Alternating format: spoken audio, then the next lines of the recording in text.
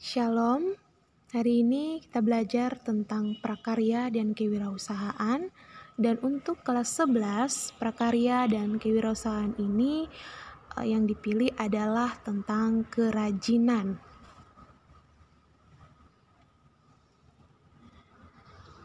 Hari ini kita belajar tentang KD 3.1, yaitu memahami perencanaan usaha kerajinan dari bahan limbah berbentuk bangun datar, meliputi ide, peluang usaha, sumber daya, administrasi, dan pemasaran. Dan dalam KD ini ada 6 materi. Yang pertama adalah ide dan peluang usaha. Berikutnya analisa peluang usaha, sumber daya yang dibutuhkan, administrasi dan pemasaran, komponen perencanaan usaha, dan langkah-langkah penyusunan perencanaan usaha.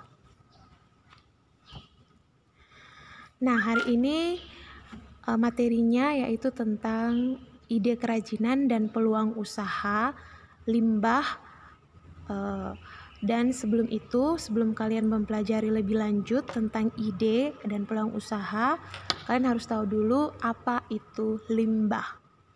Nah, menurut Kamus Besar Bahasa Indonesia, limbah itu adalah benda yang tidak bernilai dan tidak berharga, dan bisa juga diartikan sebagai sisa proses produksi.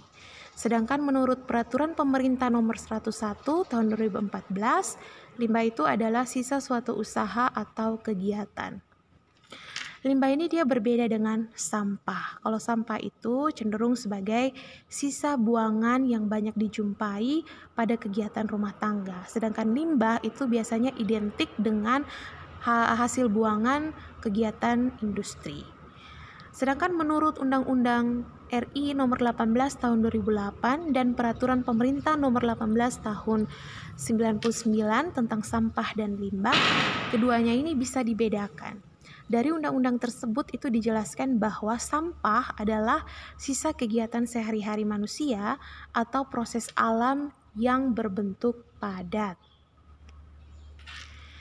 Limbah itu dibedakan atas bermacam-macam. Ada yang menurut bentuknya ya, jadi ada limbah padat, limbah cair, dan limbah gas, dan ada juga yang berdasarkan sifatnya.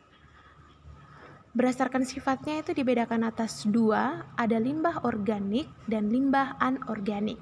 Perbedaannya, kalau limbah organik itu adalah limbah yang mudah diurai atau mudah membusuk karena dia berasal dari makhluk hidup. Sedangkan limbah anorganik itu adalah limbah yang berwujud padat yang sangat sulit untuk diurai atau tidak dapat diuraikan. Kemudian kita masuk pada materi yang berikutnya, yaitu ide dan peluang usaha kerajinan dari bahan limbah berbentuk bangun datar. Nah, supaya kita dapat mengetahui atau dapat menemukan ide dan peluang usaha kerajinan, maka ada beberapa hal yang perlu diperhatikan. Yang pertama, harus mengidentifikasi peluang usaha. Dalam mengidentifikasi peluang usaha, ada 5 hal yang harus dilakukan. Yang pertama, meneliti berapa luas usaha yang akan dipilih. Yang kedua, bentuk usaha apa yang akan dipilih. Yang ketiga, jenis usaha apa yang akan ditekuni. Yang keempat, informasi usaha apa yang diterima. Dan yang terakhir, ada atau tidaknya peta usaha yang menguntungkan. Jadi sangat perlu untuk mengidentifikasi peluang usaha. Itu juga berkaitan dengan kalau kita buat satu kerajinan, itu bisa dibeli atau tidak. Ada yang berminat atau tidak. Makanya mengidentifikasi peluang usaha dengan kelima hal ini sangat penting. Lalu yang berikut, menganalisis atau memilih jenis usaha kerajinan. Itu tergantung dari kemampuan kita dan juga tergantung dari keahlian kita untuk membuat suatu kerajinan. Dan yang berikutnya lagi, yang ketiga, menganalisis peluang usaha pada produk kerajinan. Nah, menganalisis peluang usaha pada produk kerajinan ini itu bertujuan agar dapat menemukan peluang dan potensi usaha yang dapat dimanfaatkan serta untuk mengetahui besarnya potensi usaha yang tersedia dan berapa lama usaha tersebut dapat bertahan. Lalu langkah selanjutnya adalah pemetaan potensi usaha produk kerajinan. Ini didasarkan pada ciri khas kerajinan dari masing-masing daerah.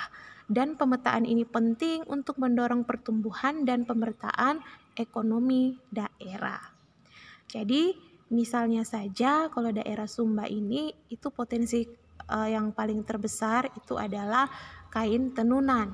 Jadi di saat kalian ingin membuat suatu produk kerajinan dari limbah bangun datar, kalian bisa mengambil motif-motif yang ada daripada kain tenunan untuk kalian buat atau kalian lukis atau kalian tempatkan pada produk kerajinan yang kalian buat. Dan yang terakhir adalah analisis SWOT. Ini adalah biasanya analisis ini ada pada perusahaan-perusahaan besar, di mana itu adalah kajian terhadap lingkungan internal dan eksternal suatu perusahaan untuk mengevaluasi kekuatan, kelemahan, dan ancaman dalam perusahaan tersebut. Jadi kalau internal berarti yang terjadi di dalam perusahaan tersebut, sedangkan yang eksternal itu berarti yang terjadi atau yang berasal dari luar perusahaan. Itu semuanya dianalisis oleh analisis SWOT. Nah, demikianlah materi untuk hari ini. Ibu harap kalian bisa memahaminya dan jangan lupa mengerjakan tugas pada Google Form. Dan jangan lupa juga untuk dari sekarang memikirkan kira-kira kerajinan apa yang akan kalian buat atau yang kalian jadikan ide untuk kerajinan bahan baku limbah bangun datar ini. Sekian dulu untuk hari ini, sampai jumpa lagi di pertemuan berikutnya. Tuhan Yesus memberkati. Shalom.